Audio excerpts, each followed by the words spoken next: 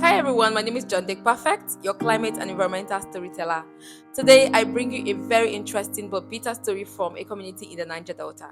They are known as the Ogoni people. I'm sure you have heard about the Ogoni people, but if you have not, you've probably come across the name Ken Saro-Wiwa.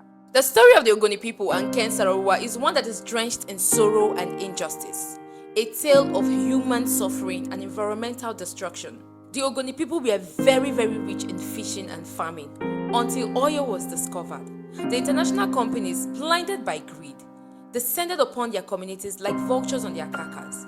They promised that oil extraction will bring wealth and abundance, but guess what? It brought misery.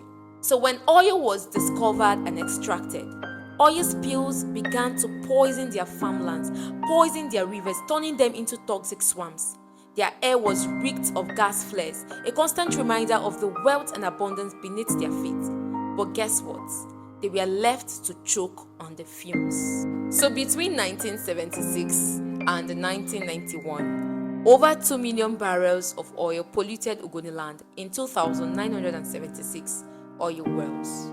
Their farmlands became barren, their rivers were polluted, everything about them was just disintegrated. So in the face of this devastation, a hero emerged, Ken Saro-Wiwa. Ken Saro-Wiwa was a writer, he was an activist, he became the voice of the voiceless. As a matter of fact, he was able to bring the Ogoni people together to demand environmental justice and of course alight the atrocities of the international oil companies. So through the movement for the survival of the Ogoni people MOSOP, Ken Saro-Wiwa was able to lead peaceful protests, international campaigns calling the attention of the globe to the plight of the Ogoni people. What he wanted was environmental reparations, accountability and an end to the ecocide and the genocide done to his environment. But guess what? His activism was seen as a threat to oil profits. And after a sham trial in 1995, he was executed alongside 8 other Ogoni leaders like Jesus Christ of Nazareth. The death of Ken Saro-Wiwa and 8 other Ogoni leaders did not deter or silence the MOSOP movement. As a matter of fact, it has ignited a fire that burns till this day.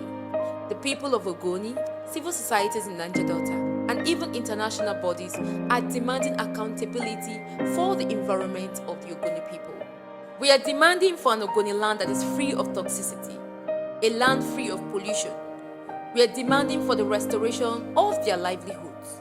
We are demanding for human rights. The United Nations Environment Programme states that to restore back the land of the Ogoni people, it will take 25 to 30 years. What does that interpret to us? It's been donkey years of genocide and ecocide. So while the Ogoni story is a stark reminder of the price we have to pay for greed, convenience and profit over humanity, it is also a compelling narrative of resistance and resilience in the face of a changing climate. No community deserves to suffer for the wealth of others. I believe that one day, the land of Ogoni will heal from the wounds of exploitation. Bene Ogoni.